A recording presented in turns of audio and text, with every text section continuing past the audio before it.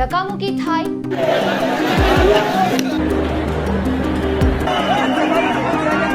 લોકોના મૃત્યુના આંકડાઓ સામે આવે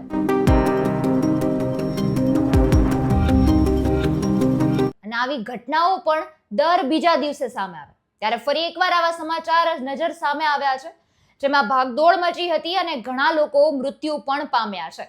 ત્યારે શું છે સમગ્ર બાબત, જાણીએ આજના વિડીયોમાં। નમસ્કાર, આપની સાથે હું આકાંક્ષા ગોંડલિયા, તમે જોઈ રહ્યા છો અવર રાજકોટ।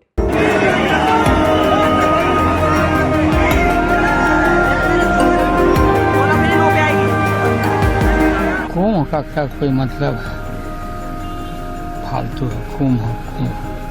શનિવારે રાત્રે લગભગ 9:26 વાગ્યે નવી દિલ્હી રેલવે સ્ટેશન પર થયેલી ભાગદોડમાં 18 લોકોના મોત થયા હતા અને આમાં 14 મહિલાઓ, 3 બાળકો, 25 થી વધુ લોકો તે જ સમયે ઘાયલ થયા હતા। લોકનાયક જયપ્રકાશ હોસ્પિટલ LNJPએ મૃત્યુની પુષ્ટિ કરી છે। પીએમ મોદી, અમિત શાહ, સીએમ યોગી સહિત આપ અને કોંગ્રેસ સહિતનાઓએ પણ આ ઘટનાને લઈને શોક વ્યક્ત કર્યો હતો અને આમ તો જો કે એક પરંપરા બની ગઈ હોય એવી રીતે હવે એક પક્ષ પોતાની સંવેદનાઓ વ્યક્ત કરશે તો બીજો પક્ષ તેમાંથી ભૂલો કાઢશે। રાહુલ ગાંધીએ કહ્યું કે આ રેલવેની નિષ્ફળતા અને સરકારની અસંવેદનશીલતા છે અને તે જ લોકો સામે અત્યારે આવી છે। આ દુર્ઘટનાના પ્લેટફોર્મ નંબર 13, 14 અને 15 વચ્ચે થઈ હતી। મહાકુંભમાં જવા માટે સાંજે 4 વાગ્યાની આસપાસ સ્ટેશન પર ભીડ એકઠી થવા લાગી હતી। પ્રયાગરાજ જતી 3 ટ્રેનો મોડી પડી હતી, જેના કારણે ભીડ વધી ગઈ અને નાસભાગ મચી ગઈ હતી। આ પરિસ્થિતિ સર્જાવા પાછળ ઘણા બધા કારણો હોઈ શકે એમ છે, જેમ કે પ્રયાગરાજ સ્પેશિયલ ટ્રેન, ભુવનેશ્વર રાજધાની અને સ્વતંત્ર સેનાની એક્સપ્રેસ ત્રણેય હાલ પ્રયાગરાજ માટે જવાની હતી। 2 ટ્રેનો ભુવનેશ્વર રાજધાની અને સ્વતંત્ર સેનાની તેના લીધે મોડી પડી હતી। પ્લેટફોર્મ 14 પર આ ત્રણેય ટ્રેનોની ભીડ હતી અને એક સાથે ભીડ જમા થઈ ગઈ હતી। જ્યારે પ્રયાગરાજ સ્પેશિયલ ટ્રેન અહીં પહોંચી ત્યારે જાહેરાત કરવામાં આવી કે ભુવનેશ્વર અને રાજધાની પ્લેટફોર્મ પર નંબર 16 પર આવી ચૂકી છે। આ સાંભળીને જ 14 પર હાજર તમામ ભીડ પ્લેટફોર્મ નંબર 16 તરફ દોડી ગઈ હતી। બીજું એક કારણ હોઈ શકે છે, ટિકિટ કાઉન્ટર પર ઘણા લોકો હતા। આમાંથી 90% પ્રયાગરાજ જઈ રહ્યા હતા અને અચાનક ટ્રેન આવવાની જાહેરાત થઈ અને લોકો ટિકિટ વગર જ પ્લેટફોર્મ તરફ દોડી ગયા હતા અને આના કારણે પણ નાસભાગ મચી ગઈ હતી। ત્યારે ત્રીજું કારણ હોઈ શકે કે 2 સપ્તાહના અંતે કુંભમાં જનારા લોકોની ભારે ભીડ હતી, પરંતુ સ્ટેશન વહીવટી તંત્રએ કોઈ પણ કંટ્રોલ રૂમ બનાવ્યો નહોતો। શનિવારે પણ સાંજે 7 વાગ્યાથી ભીડ વધવા લાગી હતી, પરંતુ કોઈએ આ દિશામાં ધ્યાન જ નહોતું આપ્યું। રેલવે સ્ટેશન પર એક કુલીએ કહ્યું કે હું 1981 થી કુલી તરીકે અહીંયા કામ કરું છું, પરંતુ મેં આટલી બધી ભીડ આની પહેલા ક્યારેય નથી જોઈ।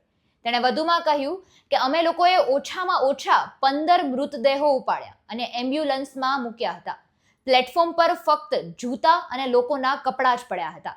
પ્લેટફોર્મ પર દુકાન ધરાવતા રવિએ કહ્યું કે ગઈકાલે રાત્રે પણ દુકાન ખુલ્લી હતી, આટલી ભીડ ક્યારે પણ નથી જોઈ।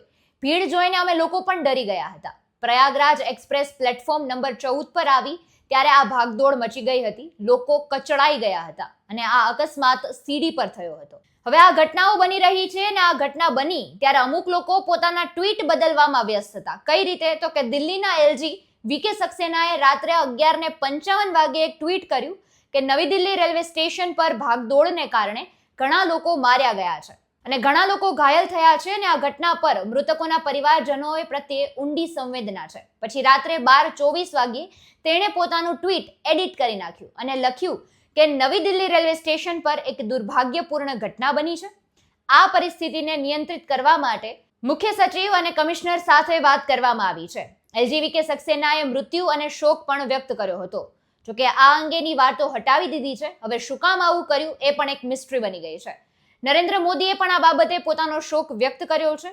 હવે ભાગદોડ મચી તો ખરી, પણ ઉત્તર રેલવેના CPRO એટલે કે ચીફ પબ્લિક રિલેશન ઓફિસરે આ ભાગદોડની વાતોને જ ઇનકાર બતાવી દીધી હતી। તેમણે કહ્યું કે આ તો એક માત્ર અફવા છે અને માત્ર 20 મિનિટ પછી LNJPએ 15 લોકોના મૃત્યુની પુષ્ટિ પણ કરી દીધી હતી।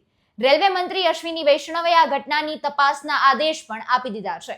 દુર્ઘટના બાદ રેલવેએ ભાગદોડમાં માર્યા ગયેલ લોકોના પરિવારજનોને 10 લાખ રૂપિયાના વળતરની જાહેરાત કરી છે તથા ગંભીર રીતે ઘાયલ થયેલા લોકોને 2.5 લાખ રૂપિયા અને સામાન્ય રીતે ઘાયલ થયેલા લોકોને 1 લાખ રૂપિયા સુધીનું વળતર આપવાની જાહેરાત કરવામાં આવી છે।